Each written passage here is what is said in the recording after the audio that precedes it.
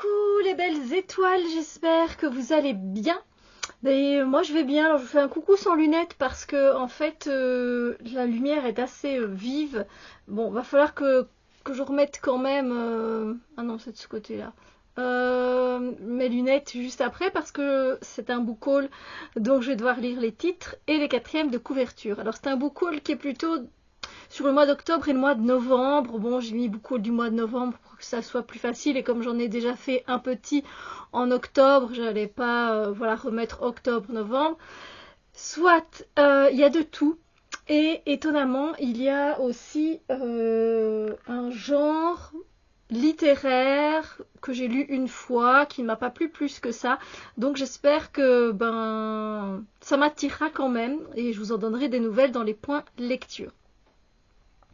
Alors j'ai l'impression que des fois que ça fait décaler la caméra, mais en fait pas du tout.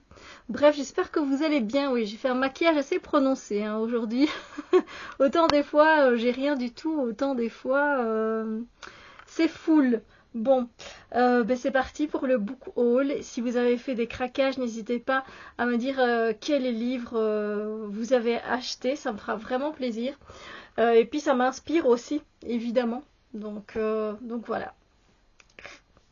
C'est parti. Bon, il y a il y a un livre en seconde main. Bon, voilà, il y a vraiment de tout en fait, hein, du développement personnel, spirituel, de la fiction, voilà, un peu de tout. Et on va commencer par ce livre que j'ai vu d'abord en boutique, et c'est après moi qui m'a fait du bien. Enfin, qui m'a fait du bien, que je pense que c'est un livre qui peut me faire du bien. Alors, c'est des pensées poétiques. Donc, ça s'appelle Un pas vers l'éveil. 128 pensées poétiques pour nourrir le cœur et l'âme, d'Aurore Whitmer. Et Aurore Whitmer, je me demande si elle n'a pas fait un oracle. Ça me dit quelque chose, hein, son nom. Je vais quand même regarder. Je vais vous montrer le livre, hein, ne vous inquiétez pas, mais je voulais voir quand même parce que... Non, c'est pas ça. C'est pas elle qui a fait ça. Non, parce que là on parle de livres, hein, mais du coup je me demandais si elle avait pas fait... Non. Apparemment pas. Je vois quand même là. Non. Voilà. Donc je vous montre ce livre. Donc je l'ai vu, il était à 8 €. Je me suis dit, j'ai regardé l'intérieur, je dis ah mais ça a l'air génial. Ça a l'air de faire du bien. On peut travailler dessus aussi, prendre une pensée poétique au hasard et même travailler avec des cartes à côté. Ça peut être génial.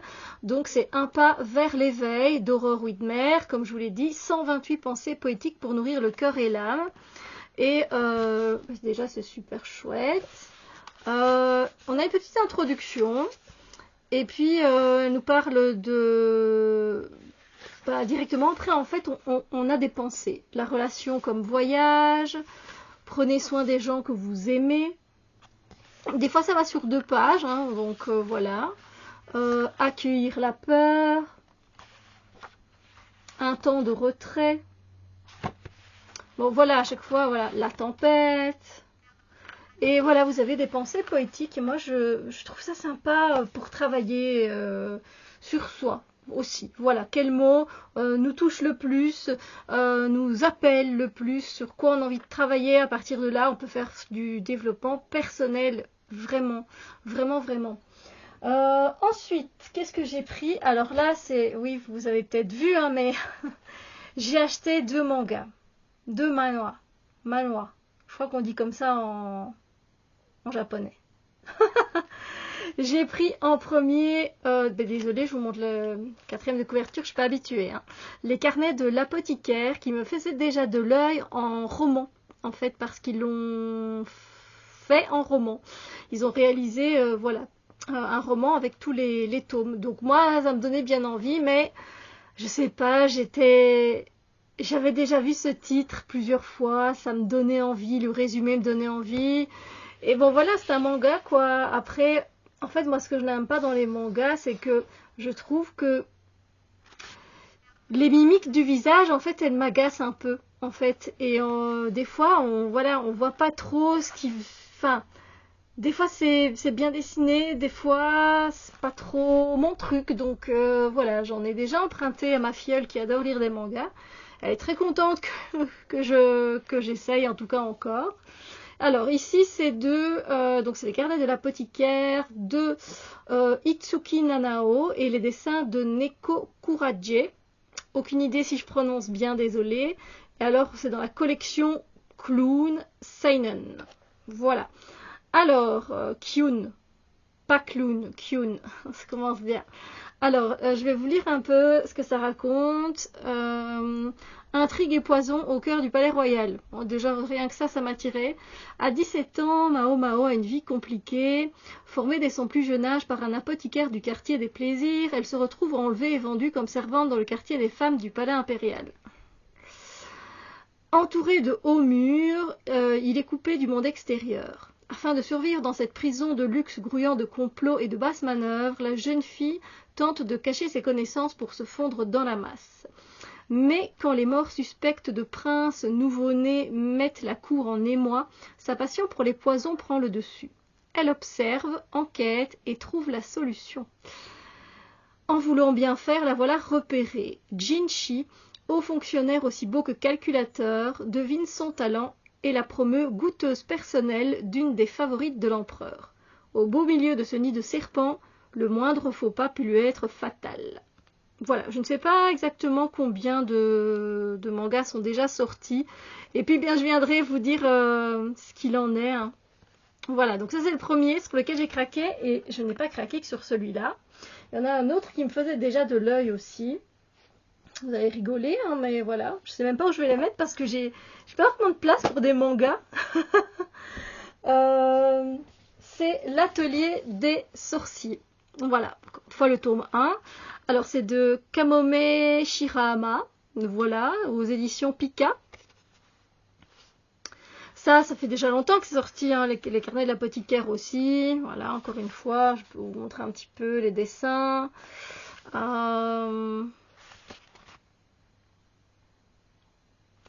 Voilà. On va voir ce que ça donne, si ça me plaît. Ça, je sais bien que ma petite chérie, en fait, je lui avais acheté le premier, j'avais complètement oublié. Si j'avais su, ben voilà. Et en fait, elle m'a dit, ben, j'ai les 3 autres, donc jusqu'au 4. Donc, ok, si ça me plaît, j'ai pas besoin de les acheter, c'est cool. Alors, ici, on est avec Coco, qui est une petite fille ordinaire qui vit dans un village avec sa maman. Elle a toujours été fascinée par la magie, mais c'est un don rare que seules certaines personnes obtiennent à la naissance, les sorciers. Un jour, Coco rencontre l'un d'entre eux et le surprend à jeter un sort. Elle comprend alors la véritable nature de la magie et essaye de l'imiter, mais elle va accidentellement utiliser une magie interdite. Voilà, ça a l'air sympa, magie, voilà, ici c'est avec les poisons, on est à la cour impériale, donc voilà, ça aussi ça me titillait un peu.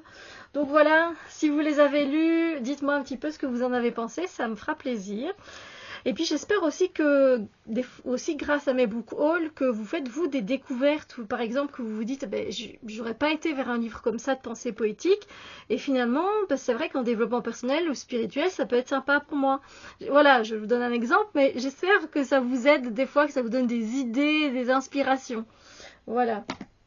Alors, ensuite, désolée hein, pour la lumière avec les verres, c'est très embêtant, même pour moi. J'ai pris évidemment le 2e tome. Du coup, le premier, c'était Tant que le café est encore chaud que j'ai lu. Je vous ai fait un point lecture dessus. J'ai adoré cette lecture. Et ici, c'est le café du temps retrouvé de Toshikazu Kawaguchi. Donc on continue avec le Japon. Hein. La magie continue, c'est au livre de poche, c'est toujours aussi petit. Voilà, mais j'avais bien aimé, du coup, voilà. Donc c'est la légende raconte qu'un café tokyoïte très particulier propose une expérience unique, voyager dans le passé. Une idée qui séduit les clients. Donc ici, on va suivre d'autres personnages en fait qui veulent remonter dans le temps. Hein, voilà. Alors en sachant évidemment que il y a des règles parce que ça ne change rien au présent. Voilà, de remonter dans le temps, mais on peut quand même dire des choses. Voilà. Voilà, c'est pas mal du tout et moi j'aime bien. J'aime bien, j'ai bien aimé l'ambiance, donc contente. Et puis cette couverture, elle est trop mimi. J'adore, j'adore, j'adore. Même s'il faut un 3, j'en sais rien, hein, mais voilà. C'est vrai qu'il est marqué, en tant que le café est encore chaud à toucher les lecteurs du monde entier, le charme opère à nouveau avec le café du temps retrouvé, un petit bijou d'émotion qui nous invite à savourer la vie au présent. C'est vraiment ça.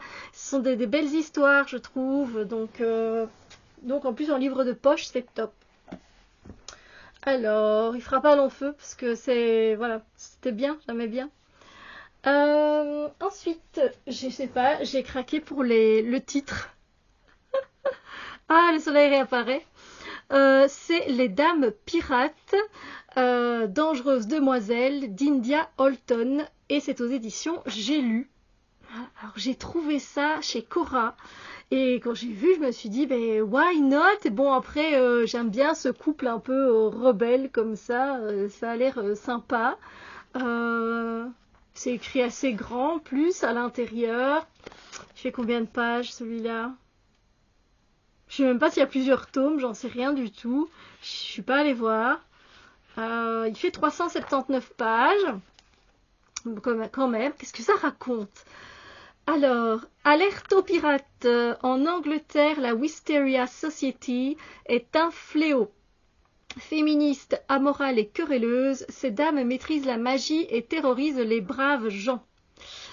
À bord de leur maison volante fortifiée, elles cambriolent, dévalisent, escroquent, n'hésitant pas à se dépouiller entre elles, du moment que les règles du savoir-vivre sont respectées. Parmi elles, la jeune Cecilia attend avec impatience sa promotion. Elle veut venger sa mère, tuée par le redoutable Morvat, poète fou et génie du mal.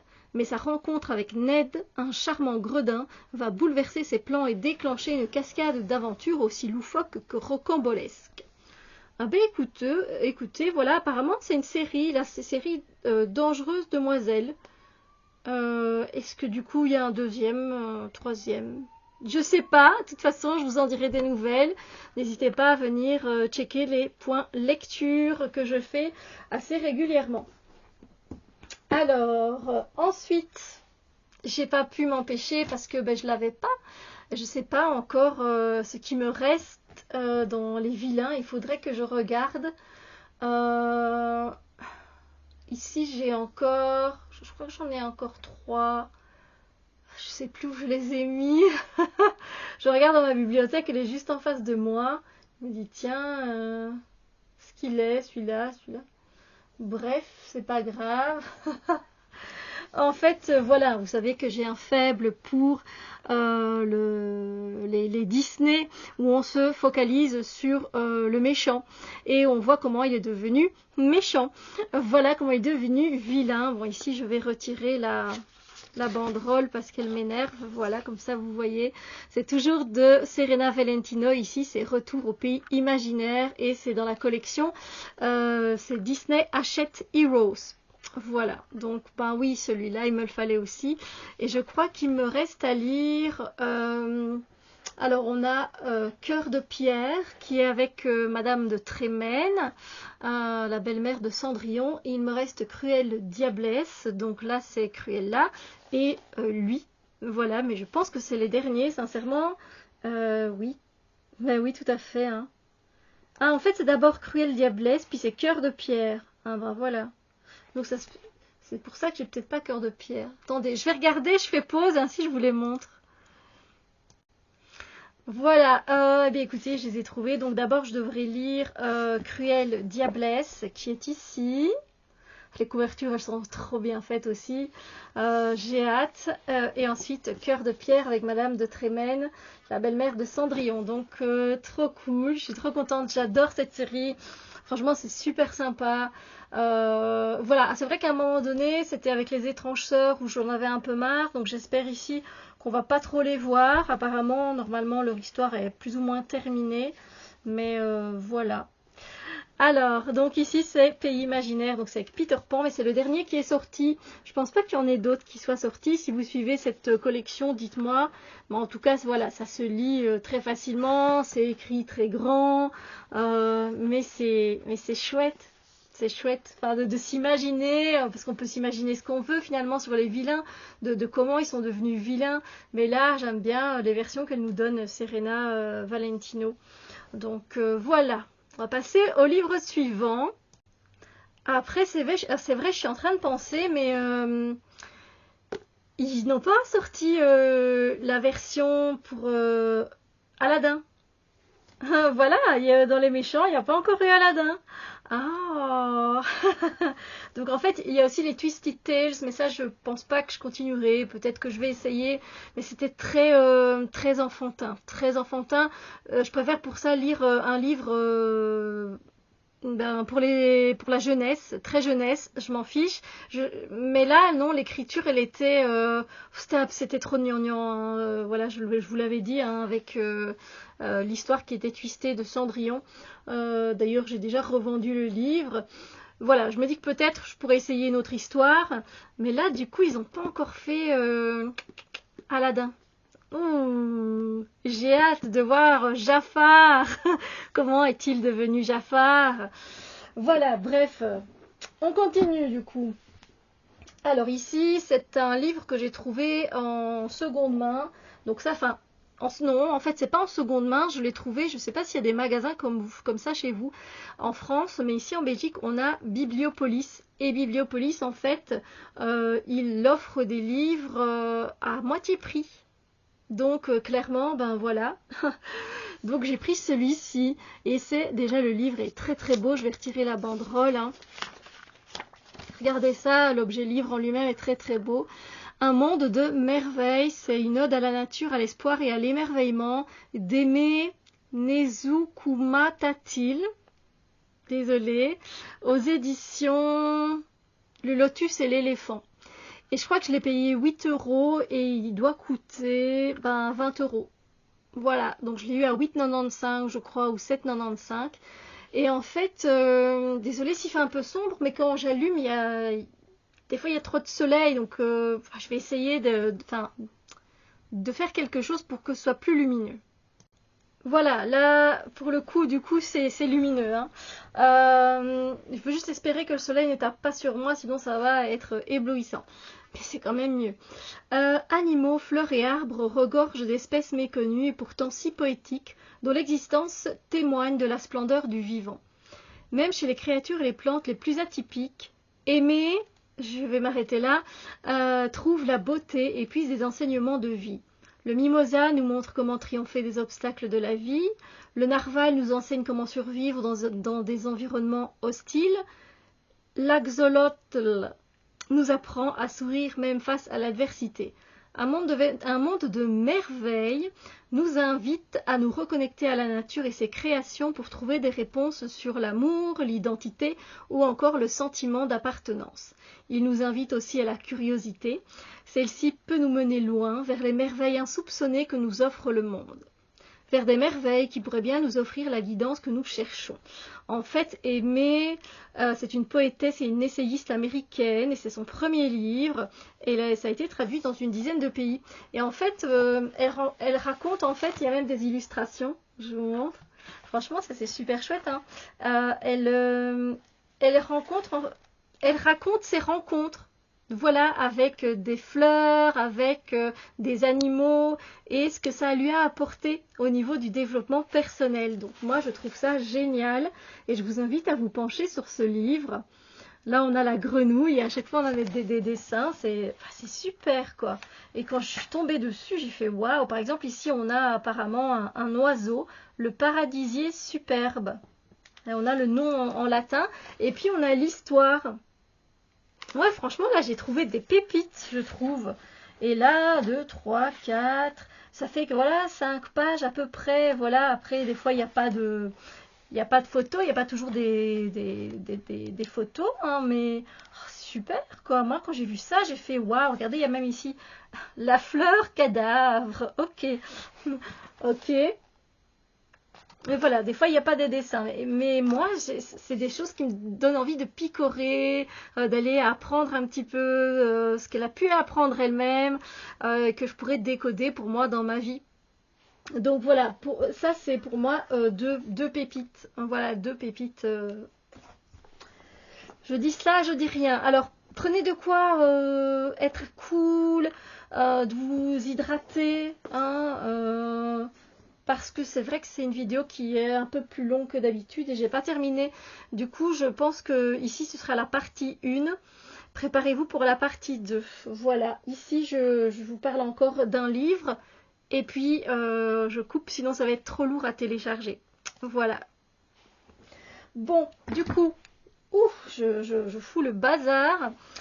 Je me suis trouvé, ça c'est en seconde main, ces livres-là ils coûtent 27 €, je l'ai payé 6 €.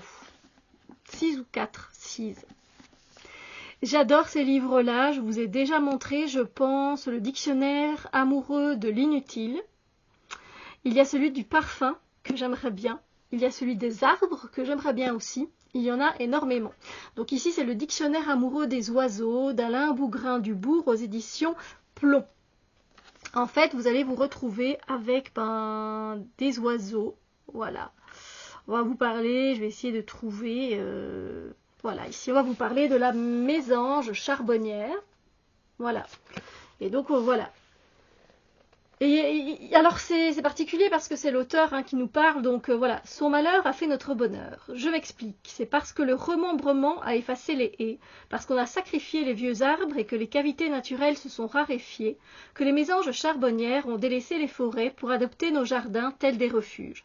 Donc on apprend des choses évidemment, tout particulièrement évidemment lorsque les conditions d'accueil étaient favorables. Un nichoir bien disposé est rarement méprisé par cette mésange joliment colorée. Et puis on a voilà ainsi tout le reste du texte, pardon du texte. Ici moi j'ai lu ici en bas. Et voilà, il va vous parler donc après du poussin qui va naître, qui pèse entre 1 gramme et 1,7 g, ce genre de choses. Et puis on va passer à autre chose en fait. Ça c'est chouette. Alors il nous parle aussi des régions françaises, donc où voir les oiseaux. Donc ça peut être cool aussi. Voilà. Puis il y a un peu de tout franchement. On nous parle du climat, on nous parle de beaucoup de choses. C'est vraiment sympa. Et alors c'est par ordre alphabétique en fait. Puisque c'est un dictionnaire, voilà. Donc c'est vraiment chouette. Donc là ici on nous parle d'hibernation, mais pour les oiseaux, et il y a quelques pages que vous allez lire et qui va vous informer sur les oiseaux. Et moi j'aime beaucoup les oiseaux parce que j'aurais bien voulu en fait devenir ornithologue. Voilà, ornithologue. Oui, enfin, c'est un de mes sujets favoris, les oiseaux. J'aime beaucoup. Entre autres, parce qu'il y a tellement de choses. Bon, là, on est donc à la première pile des livres que j'ai achetés en octobre et en novembre. On se retrouve pour la partie 2. Franchement, prenez quelque chose, un bon cacao chaud, un thé, un jus. Bref, faites-vous plaisir avec une petite douceur et on se retrouve pour la partie 2. Voilà, je pose ça et je vous dis bisous lumière et à tout de suite.